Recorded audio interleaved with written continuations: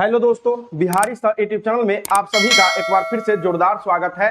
और आज हम लोग पढ़ने वाले हैं वैदिक काल से संबंधित महत्वपूर्ण तथ्य, जो कि आपके एग्जाम के दृष्टिकोण से बहुत ही महत्वपूर्ण है।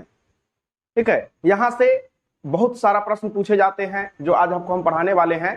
तो इस वीडियो को आप लोग बिना एक स्किप किए हुए पूरा का पूरा देखिएगा, ठीक है, क्योंकि यहाँ से बहुत सारा प्रश्न आपके एग्जाम में लड़ेंगे, है ना। तो आप लोग इसको देखिए। तो जो वैदिक सभ्यता थी, वो वैदिक सभ्यता कैसी सभ्यता थी? ग्रामीण सभ्यता थी। कैसी सभ्यता थी? ग्रामीण सभ्यता थी। इससे पहले जो सभ्यता थी उसको कहते थे सिंधु घाटी सभ्यता। तो सिंधु घाटी सभ्यता जो थी वो शहरी सभ्यता थी, ये नगरीय सभ्यता थी, है ना। उसमें घर भी जो होता था पक्के ईंटों का बना होता था। लेकिन जो वैदिक सभ्यता है, ये वैदिक सभ्यता कैसी थी? ग्रामीण सभ्यता थी। कैसी थी? ग्रामीण सभ्यता थी। और इन वैदिक सभ्यताओं के लोगों को, जिन्होंने इसको स्थापित किया था, उनको आर्य कहा जाता था। क्या कहा जाता था? आर्य कहा जाता था। और आर्य का मतलब होता है श्रेष्ठ। और आर्य के जो एक जाति के रूप में पहचान दिलाने का जो काम किया वो किया मैक्स मूलर। कौन किया? Max Muller. ठीक है। और मैक्स मूलर ने ही कहा था कि आर्य जो है ये मध्य एशिया के निवासी हैं। कहां के निवासी हैं? मध्य एशिया के निवासी हैं। ठीक है, ये पूछा गया हुआ है कई बार सवाल। ठीक है, एसएससी का सबसे फेवरेट सवाल है कि आर्य कहां के निवासी थे? तो मध्य एशिया के। किसने कहा था? तो मैक्स मूलर ने कहा था। ठीक है, और अधिकतर विद्वान जो है इसी पे सहमत है, मध्य एशिया वाले पे ही।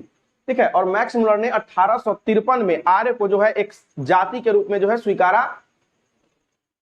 उसके बाद ऋग्वेद का जो अधिकांश बातें हैं, वो अधिकांश बातें ईरान के एक पवित्र ग्रंथ है जेंद आवेस्ता। क्या है? जेंद आवेस्ता। उसी जेंद आवेस्ता से जो है इसकी कुछ बातें मिलती जुलती है। इसलिए कुछ लोग कहते हैं कि ये आर्य जो थे ईरान से थे। ठीक है, यानी कि ईरान से आए हुए हैं। बाल गंगाधर तिलक, है ना, बाल गंगाधर तिलक का कहना है कि ये जो थे उत्तरी ध्रुव से थे। कहां से थे? उत्तरी ध्रुव से थे। इन्होंने कहा था कि स्वराज मेरा जन्मसिद्ध अधिकार है और मैं इसे लेकर रहूंगा। किसने कहा था? बाल गंगाधर तिलक ने। इनका कथन याद रखिएगा। तो बाल गंगाधर तिलक ने कहा कि जो आर्य थे वो कहां के थे? मध्य एशिया से, सॉरी, उत्तरी ध्रुव से थे। कहां से थे? उत्तरी ध्रुव से थे। ठीक है, और बाल गंगाधर तिलक ने किताब भी लिखा है, गीता रहस्य। क्या लिखा है? गीता रहस्य। पूछता है कि गीता रहस्य किसने लिखा? बाल गंगाधर तिलक ने लिखा। ठीक है, उसके बाद समझिए कि ऋग्वेद में पता चलता है कि जो आर्य जो थे ये सप्त सैंधव क्षेत्र में बसे हुए थे। कहां बसे हुए थे? सप्त सैंधव क्षेत्र में बसे हुए थे। ठीक है, वैदिक संहिता में अगर बात करें तो वैदिक संहिता किसको कहते हैं? जो 4 वेद है उनको वैदिक संहिता कहते हैं, है ना, जिसमें ऋग्वेद, यजुर्वेद, सामवेद और अथर्ववेद, इनको वेद संहिता कहा जाता है। और वेद त्रय में 3 वेद आते हैं। कितने वेद आते हैं? 3 वेद, ऋग्वेद, यजुर्वेद और सामवेद। शुरू के जो 3 वेद हैं उनको वेद त्रय में रखा जाता है ना। सबसे बाद का वेद कौन सा है उस पर आप लोग कमेंट बॉक्स में कमेंट कीजिएगा। ठीक है, चलिए, तो वैदिक संहिता में जो है टोटल नदियों का 31 नदियों का उल्लेख मिलता है। कितने नदियों का उल्लेख मिलता है? 31 नदियों का उल्लेख मिलता है वैदिक संहिताओं में, जिनमें से ऋग्वेद में 25 नदियों का उल्लेख मिलता है। ऋग्वेद में 25 नदियों का उल्लेख मिलता है। टोटल नदी 31, जिसमें से ऋग्वेद में 25 नदियों का उल्लेख मिलता है ना। और नदी सूक्त में जो है 21 नदियों का वर्णन है। किस नदी का वर्णन है? 21 नदियों का वर्णन है। ठीक है, उस समय के ऋग्वेद कालीन जो सबसे महत्वपूर्ण नदी थी वो नदी थी सिंधु नदी। कौन नदी थी? सिंधु नदी। ठीक है, और जो सबसे पवित्र नदी थी वो मानी जाती थी सरस्वती नदी। सबसे पवित्र नदी कौन मानी जाती थी? सरस्वती नदी सबसे पवित्र नदी मानी जाती थी। इसे देवीतमा, नदीतमा, है ना, और मातेतमा के नाम से जाना जाता था। क्या जाना जाता था? देवीतमा, नदीतमा और मातेतमा कहा जाता था, है ना। पहले इसको नदियों की देवी कही जाती थी, लेकिन अब जो है इसको विद्या की देवी कही जाने लगी है, सरस्वती को, है ना। तो गंगा का उल्लेख जो है वेद में 1 बार आया है। ऋग्वेद में कितना बार आया है? 1 बार आया है। और यमुना का उल्लेख जो है 3 बार आया है। गंगा का उल्लेख कितना बार आया है? 1 बार। यमुना का उल्लेख 3 बार आया है। ठीक है, ध्यान रखिएगा। और हिमालय पर्वत की एक चोटी है मुजवंत चोटी, है ना, इसका भी उल्लेख ऋग्वेद में आया है। मुजवंत चोटी का कहा जाता है कि जब प्रलय हुआ था, है ना, यानी कि सृष्टि पूरा जब जलमग्न हो गया था, विष्णु का जब मत्स्य अवतार हुआ था, उस समय जो मनु थे, है ना, वो मनु ने जितने भी आत्माएं थे, ठीक है, उन सभी आत्माओं को लेकर के और इसी मुजवंत पर्वत पे चले गए थे। उसके बाद है परुष्णी, ठीक है, कुछ नदी है उनके पुराने नाम है। तो रावी नदी का पुराना नाम है परुष्णी, है ना, यानी रावी का पुराना नाम क्या है, परुष्णी है। सतलज का पुराना नाम शतुद्री, है ना, या ऐसे भी कह सकते हैं इसको, परुष्णी का नया नाम कौन है, रावी, और शतुद्री का सतलज। नदी जो थी वो बन गई कौन, सतलज नदी, शतुद्री बन गई सतलज नदी, और असिकनी बन गई चिनाब नदी, है ना। असिकनी को ही क्या कहते हैं, चिनाब नदी कहते हैं आज, और वित्सत्ता को कहते हैं झेलम। वित्सत्ता क्या कहते हैं, झेलम। इस नदी पर क्या हुआ था, हाइड स्पीच का युद्ध हुआ था। क्या हुआ था, हाइड स्पीच का युद्ध हुआ था, है ना। सिकंदर जो है यहीं से क्या हुआ था, यहीं पे लड़ा था हाइड स्पीच का युद्ध। विपाशा, विपाशा किसका नाम है, व्यास का। विपाशा नाम है व्यास का। गोमती गोमल, है ना, गोमती गोमल। सदानीरा गंडक का, सदानीरा गंडक का। क्रुमु कुर्रम का, ठीक है। तो ये याद रखिएगा कि परुष्णी किसका है, रावी का है, शतुद्री सतलज का है, असिकनी चिनाब का, वित्सत्ता झेलम का, है ना। इसी झेलम पर हुआ था हाइड स्पीच का युद्ध, सिकंदर और पोरस के बीच में। किसके बीच में, सिकंदर और पोरस के बीच में, है ना। विपाशा, व्यास, गोमती गोमल, सदानीरा गंडक और क्रुमु कुर्रम। उसकी सामाजिक स्थिति कैसी थी, तो समाज जो था पितृ प्रधान समाज था। कैसा समाज था, पितृ प्रधान समाज था, है ना। और हम लोग सिंधु घाटी सभ्यताएं पढ़ते हैं कि समाज कैसा था, मातृ प्रधान समाज था, ठीक है। मातृ सदात्मक था, यहाँ है पितृ सदात्मक। तो पितृ प्रधान समाज था, और यहाँ स्त्रियां, ऐसा नहीं कि पितृ प्रधान था तो स्त्रियों के साथ बहुत अत्याचार किया जाता था इस समय, नहीं। इस समय स्त्रियों के साथ कोई अत्याचार नहीं किया जाता था। जितना पुरुष का हक था उतना ही स्त्रियों का भी हक था, ठीक है। तो स्त्रियां जो थी, जब यज्ञ वगैरह होता था तो उसमें अपने पति के साथ जो है हिस्सा ले सकती थी इस समय में। उसके बाद जिस तरह से अभी पुत्र का जनेऊ होता है, तो उस समय पुत्रियों का भी जनेऊ संस्कार होता था, ठीक है। उसके बाद विधवा विवाह, किसी का अगर पति मर जाता था तो उसको विवाह करने का भी आजादी थी कि वो फिर से विवाह कर सकती है। तो विधवा विवाह का भी प्रचलन था। और एक पत्नी रखने की प्रथा थी, एक से ज्यादा पत्नी रखने की प्रथा नहीं थी, ठीक है, यानी कि बहु विवाह की प्रथा नहीं थी। उसके बाद नियोग प्रथा का भी नियोग प्रथा का भी प्रचलन था। नियोग प्रथा क्या होता है समझिए, तो जब किसी महिला की पति मर गया है, किसी महिला का पति मर गया है और उसके पास कोई संतान नहीं है, और वो अगर चाहती है कि अपने हम संतान के सहारे जीवित रहे, तो वो अपने पति के साथ जो है नियोग करके और एक संतान की उत्पत्ति कर सकती है, ठीक। बाल विवाह, तो बाल विवाह जो था उस समय नहीं था। सती प्रथा का प्रचलन नहीं था, है ना। बाल विवाह, सती प्रथा और पर्दा प्रथा जैसी कुप्रथाएं जो थी उस समय समाज में मौजूद नहीं थी। उसके बाद नियोग प्रथा, तो नियोग प्रथा में क्या है, तो नियोग प्रथा में जब किसी महिला का पति मर जाता था और उसके पास कोई संतान नहीं होता था, तो महिला अगर चाहती तो अपने इच्छा से अपने पति का जो भाई था, जिसको देवर कहते हैं, तो उस देवर से वो जो है नियोग करके और पुत्र को प्राप्ति कर सकती थी, है ना। ऐसी प्रथा का भी उल्लेख मिलता है। उसके बाद दास प्रथा का भी प्रचलन था, दास प्रथा भी उस समय थी, ठीक है। और जो ऐसी भी थी कि कुछ लड़कियां अगर चाहती कि शादी ना करें तो शादी भी नहीं कर सकती थी, अपने मन से वहां पे व्यवसाय अपना सकती थी, ठीक है। तो शादी न करने वाली महिला को कहा जाता था अमाजू। क्या कहा जाता था, अमाजू। जो जीवन भर शादी नहीं करती थी उसको कहा जाता था अमाजू, याद रखिएगा, अमाजू कहा जाता था, है ना। विवाह जो थी, दोनों विवाह को मान्य था, अनुलोम विवाह भी और प्रतिलोम विवाह भी। अनुलोम विवाह में क्या होता था, अनुलोम विवाह में जो पुरुष होता था वो उच्च कुल का होता था। पुरुष किस कुल का होता था, उच्च कुल का होता था, और जो महिला होती थी वो निम्न कुल की होती थी, है ना। वर उच्च कुल का और वधु निम्न कुल की, ठीक है। और प्रतिलोम विवाह में वर निम्न कुल का और वधु जो थी उच्च कुल की थी। तो ये प्रतिलोम विवाह, तो दोनों विवाह जो थे उस समय मान्य थे, है ना।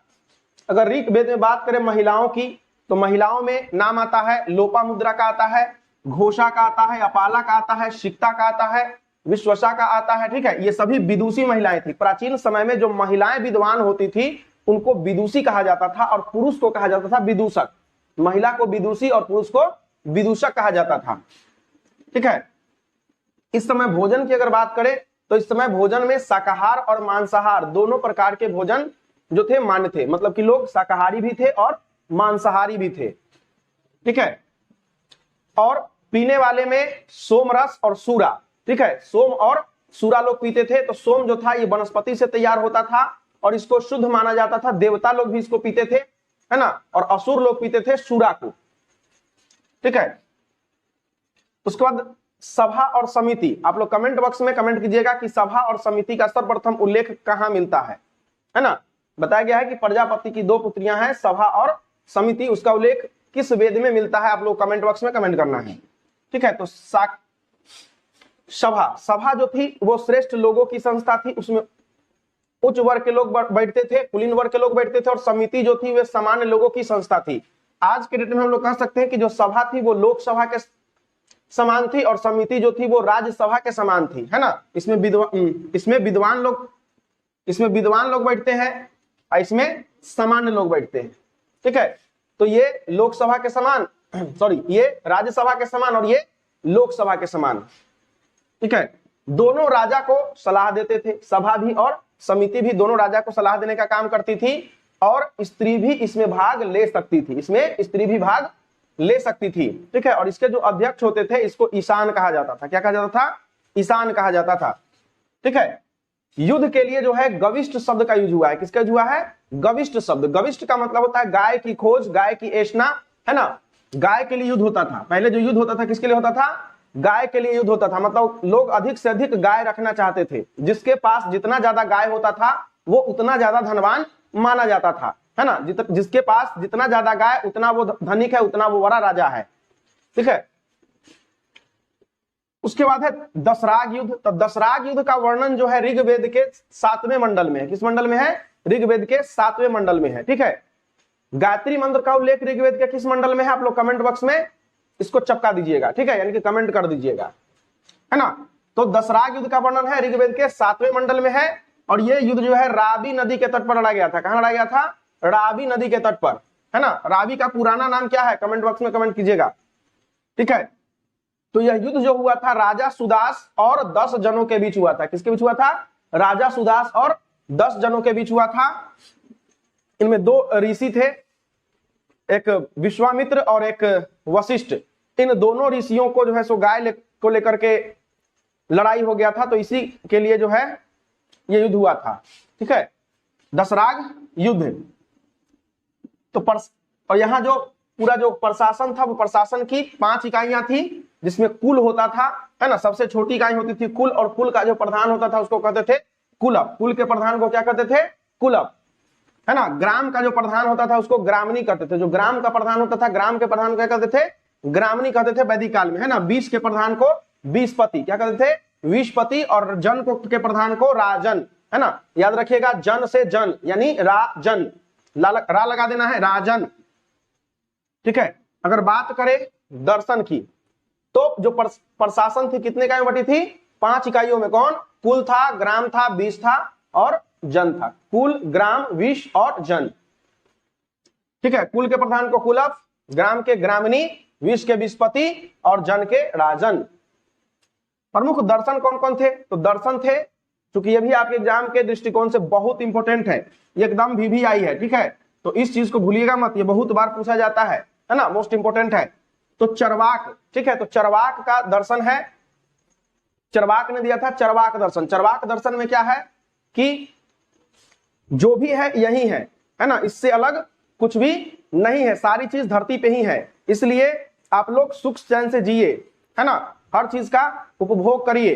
ठीक है, मन में किसी चीज की वासना लेकर के मरनी नहीं है ना, नहीं तो मुक्ति नहीं होगी। इसलिए इसी धरती पे आपकी जितनी भी इच्छाएं हैं सब पूर्ण कर लीजिए। ठीक है, तो इसने कहा कि यम जीवेत सुखम जीवेत नानित्वम घृत्वम पिबेत, यानी कि उसने कहा कि जब तक जियो सुख से जियो, है ना, चाहे कर्जा लेकर के ही घी पियो। ठीक है, ये चरवाक का दर्शन है। योग दर्शन, योग दर्शन के संस्थापक कौन है? पतंजलि, है ना। योग दर्शन के प्रवर्तक कौन है? पतंजलि है। ठीक है, वही बाबा रामदेव की जो जिसका प्रचार करते हैं, इन्हीं के नाम पर उसका नाम रखा हुआ है पतंजलि, है ना। उसके बाद सांख्य दर्शन। ठीक है, तो सांख्य दर्शन जो है ये भारत के सभी दर्शनों में सबसे प्राचीन दर्शन है, और सांख्य दर्शन के प्रवर्तक कौन है? कपिल।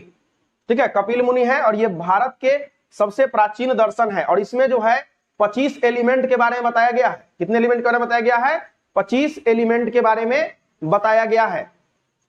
ठीक है, वहीं गोस्वामी तुलसीदास ने कहा कि 5 ही एलिमेंट है, मूल एलिमेंट कितने हैं? 5 है। कितने हैं? 5 है। कौन कौन है? क्षितिजल, पावक, गगन, समीरा, पंच रचित अति अधम शरीरा। क्षिति यानी पृथ्वी, जल यानी जल तत्व, पावक यानी आग, गगन यानी आकाश तत्व, समीर यानी हवा।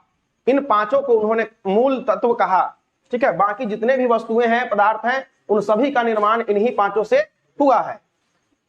उसके बाद न्याय दर्शन। तो न्याय दर्शन के प्रवर्तक थे महर्षि गौतम। कौन थे? महर्षि गौतम। पूर्व मीमांसा, पूर्व मीमांसा दर्शन के प्रवर्तक है जैमिनी। कौन है? जैमिनी। पूर्व मीमांसा दर्शन के प्रवर्तक है जैमिनी। उत्तर मीमांसा दर्शन के प्रवर्तक है बादरायन। कौन है? बादरायन। उत्तर मीमांसा दर्शन के प्रवर्तक कौन है? बादरायन, याद रखिएगा, बादरायन।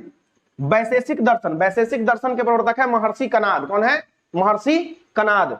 ठीक है, और महर्षि कनाद ने ही सबसे पहले जो है वो परमाणु के बारे में बताया था। सबसे पहले परमाणु के बारे में बताने वाले कौन है? महर्षि कनाद। इन्होंने ही वैशेषिक दर्शन में परमाणु की चर्चा की है, इसलिए इनको भारतीय परमाणुवाद का जनक कहा जाता है। क्या कहा जाता है? भारतीय परमाणुवाद का जनक कहा जाता है। किसको? महर्षि कनाद को, है ना। जॉन डाल्टन से पहले भी इन्होंने परमाणु के बारे में जो है सो इंडिकेशन दे दिया था। एलिमेंट के बारे में देख रहे हैं कि सांख्य दर्शन में बताया गया कि 25 एलिमेंट है, बाद में और भी एलिमेंट खोजे गए हैं। ठीक ना। वैशेषिक दर्शन में परमाणु के बारे में भी बता दिया, तो हमारा दर्शन कितना आगे था आप अनुमान लगा सकते हैं। ठीक है, आर्यों का जो सबसे प्रिय पशु था वो था घोड़ा। आर्यों का सबसे प्रिय पशु क्या था? घोड़ा था। और आर्यों ने जो खोजी थी धातु, उसका नाम था लोहा, और लोहा को कहते थे श्याम अयस। क्या कहते थे? श्याम अयस कहते थे। ठीक है, तो ये कुछ महत्वपूर्ण बिंदुएं थी। इन महत्वपूर्ण बिंदुओं जो कि आपके एग्जाम के लिए बहुत ही मोस्ट इंपोर्टेंट है ना, बार बार पूछे जाने वाले प्रश्न है, उसका संग्रह है एक साथ। तो आप लोग इसको जो है बार बार देखिएगा, है ना, और अपने दोस्तों के साथ शेयर करिएगा। ठीक है, अगर पसंद आए वीडियो तो लाइक, शेयर और सब्सक्राइब दबा करके कीजिए, है ना। धन्यवाद।